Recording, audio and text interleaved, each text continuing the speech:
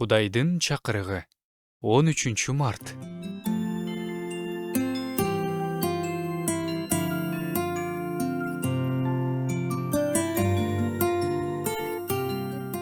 Кудайым, таза жүрөк жарат, рухумду жаңыла.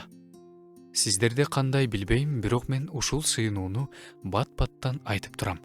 Анткени күнүгө жүрөгүмдүн жаңыланып туруусуна, тазаланып туруусуна муктажмын. Бул сөздөр менен дөөт күнөө кылып алгандан кийин сыйынган. Адам өз жүрөгүн өзү тазалай албайт. Сыртыбыздан башкаларга жакшы көрүнүшүбүз мүмкүн. Адамдардын алдында биз жакшы көрүнө алабыз.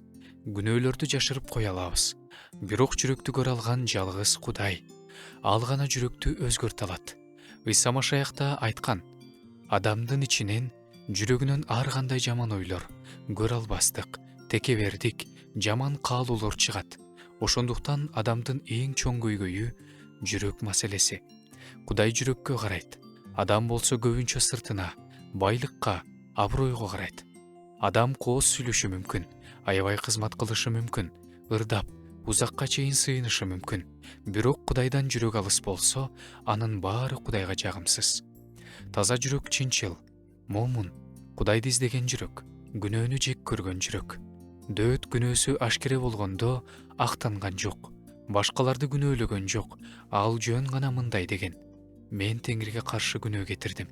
Чыныгы тобо кылуу ушундай: өз күнөөсүн мойнуна алуу, өзүн актабастан Кудайдын алдына келүү, жүрөктүн сынуусу жана сенин алдыңда күнөө кетирдим, кечир мени деп кайрылуу. Ушундай Кудай алдына сынып келген жүрөктөрдү Кудай тазалайт, жаңылайт, жаңы жашоо берет. Мындай керемет мүмкүнчүлүк Ыйса аркылуу мүмкүн болгон. Ал биздин күнөөлөрдүн жазасын өз мойнуна алган. Эми биз күнөөлөрүбүз үчүн жазаланбайбыз. Болгону Кудайдын алдына чыйын жүрөк менен келсек, кечирилебиз. Кудайга даңк болсун.